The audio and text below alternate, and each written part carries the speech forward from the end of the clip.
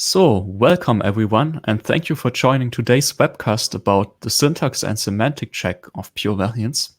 This is the second part of a short series about how to test variant management knowledge. The first part was about the pure variance testing framework, and you can find a link to the recording to the first session on our YouTube channel. So, let me first introduce ourselves. So I'm Robert Hellebrandt. I will be your moderator of today. And our presenter today will be Shivani Hegde. So Shivani is a master student and part of our field application engineering team at Pure Systems. She is creating video tutorials and presentation material about pure variance and its integrations to other engineering tools. You can find all of our upcoming webcasts on our website. All webcasts are recorded and uploaded to the Pure Variance YouTube channel, so you can also access them after they have been live or in one of such sessions like today. If you have questions during this webcast, you can post them at any time in the chat system. Only our webcast team will be able to see your questions, and we will collect your questions and answer them at the end in a Q&A session.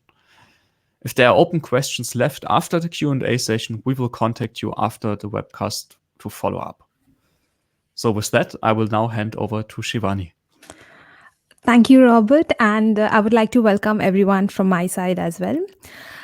So today we will talk about the syntax and semantic check report of pure variance for DOS module.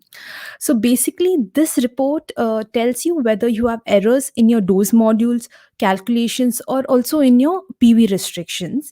And also it will let us know on which variance this will actually have an effect. So let's start by looking at how to generate such a report. So here we take a automotive car light example, and we will check all models that are connected to one configuration space for syntax and semantic problems. So to use this functionality, you have to choose perform syntax and semantic check from the context menu of the configuration space. And then once you select that, you get a dialog box where you have to specify the check options and also the output path where you would like to, where your result would like to be displayed. And then you can click on finish. So here what basically happens is that the check now imports the variability information from DOS and checks all the PVSCL rules. And if you happen to check this, so here optionally, it can also generate an XML file that holds information about all the variation points in your DOS module in the variability exchange language. So this is basically a data exchange format for variability information. So afterwards, you can select afterwards all the selected variant models are evaluated, and it is to make sure that there is no misconfiguration. So here, once you click on finish and it and the process takes place, we can see pure variance has generated a nice report for us. So here we can also see that at first it checked the module car light requirements, and then it checked the module car light tests, and it also tells here that there were no PVSCL problems that were found. So that means here everything was valid. So it also shows us, now if we scroll down, it also shows us if any of the variants were affected in case of any errors. So here no evaluation problems were found. As you all can see, the table headers, only the table headers without any issues reported. So then we can the nice part about this report is that you can directly jump to these modules by clicking on it. As you all saw here, by clicking on it, you can directly go to these modules. And then that is one of the nice speciality of this. And so later part here we had no errors, so in the later part we will introduce errors on purpose and see how this report looks like if an error was detected. So now moving on to the part where we are referring to a non-existing feature. So in a functional features feature model, we have a feature hazard warning. We will now introduce an error on purpose by deleting this feature hazard warning from the feature model. So, but keep in mind that the requirements module will still have a requirement with the PV restriction that points at the no longer existing feature hazard warning. So, basically, in a transformation, this requirement would always be removed as a non existing feature, and the PV restriction is always evaluated as false. So, having introduced one of the error in the feature models, now we move on to the dose modules. Here we will directly introduce errors in the dose module. So the calculation here that you all can see within the square brackets reads that it loads the attribute power that exists below the feature low beam halogen, that is from the variant model. So then in a transformation, this calculation is actually replaced by a value of this attribute which is provided by a variant model. So now here what we will do is we will manually introduce a typo by changing power to powers, so that calculation points to an attribute that no longer exists. So now in that case, the syntax and semantic check report will be really helpful, because it will tell us that we ran into an error when checking the calculations in the dose module during the syntax and semantic check. So now having introduced moving on to the next part, now that we've introduced two errors previously, we would expect a report where to see where these errors are detected. So now we will run the syntax and semantic check again and see the detected errors in the generated report. So yeah, we perform the same steps like earlier by selecting perform syntax and semantic check, and we choose the check options and specify the path and then click on finish. So now once this is finished, we can see that the pure variance has generated a report, and if you'll notice under the module card light requirements, we have two issues reported. So these were the two issues that we had introduced earlier on purpose. So also yeah, and by scrolling down we can also see the variants that were affected by these errors.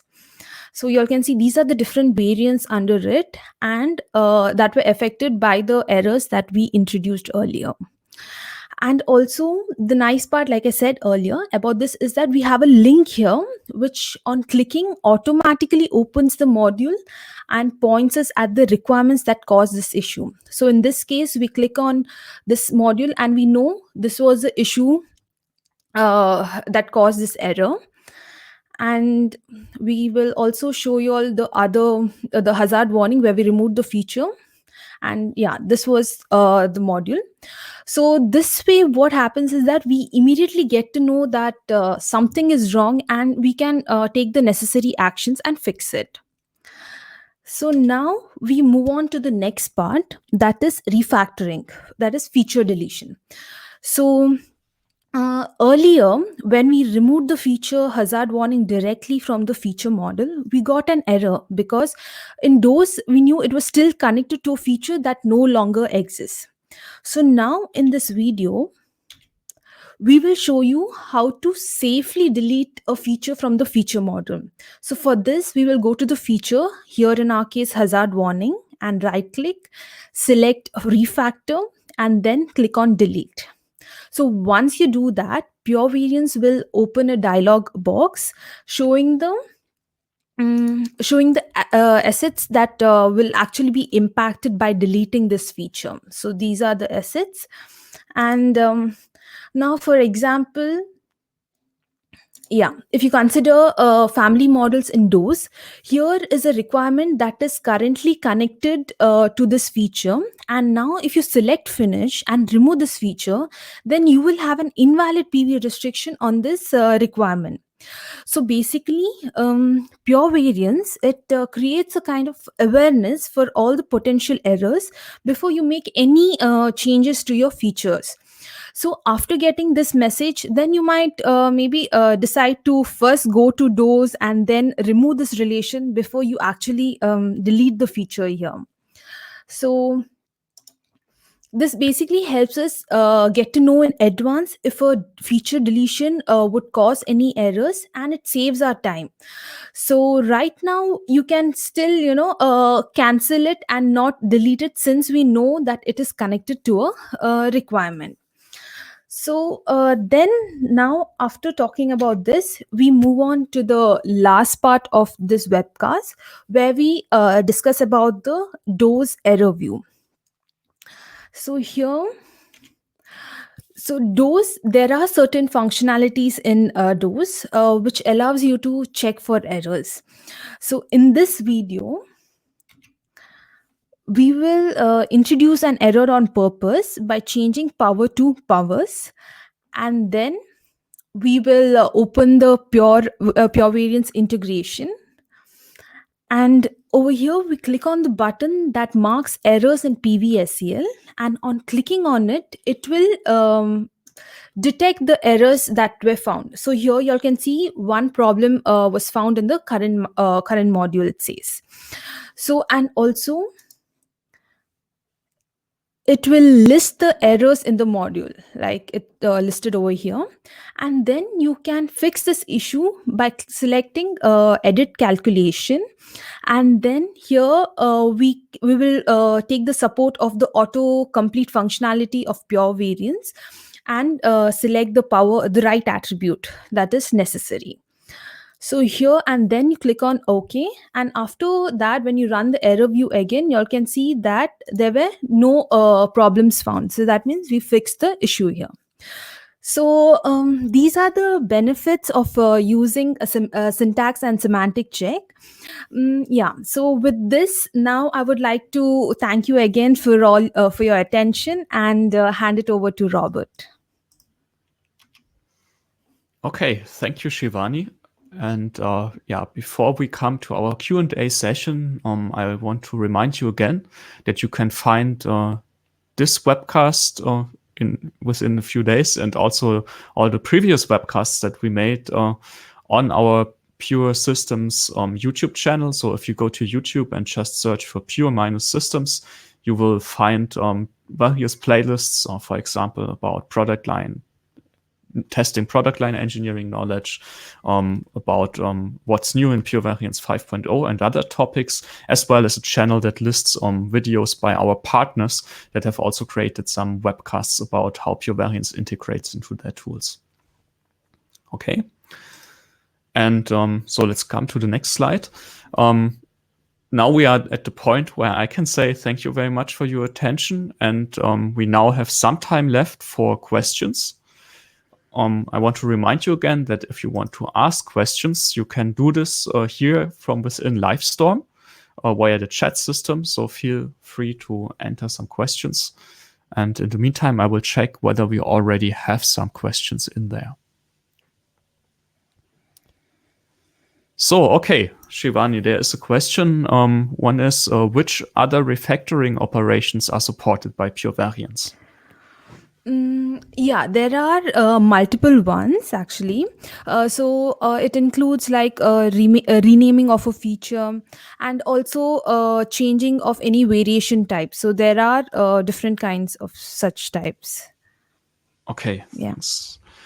Then there's another question. So What about the use case? It's again about refactoring, I think. What about Okay. the use case of moving features to a different feature model? Is that also supported as part of the refactoring operations? Yes. So yeah, this we have introduced this feature with the Pure Variants 5.0.3. We basically introduced this to support from moving one or multiple features to another feature model, and also this can be just done by drag and drop. So it's pretty easy to do it as well. Okay, great. Yeah, thanks for answering the questions. At the moment, there are no additional questions I can see. So Okay. I will close the session. Thank you again for joining to us today, and see you in the next webcast. Thank you and goodbye. Thank you.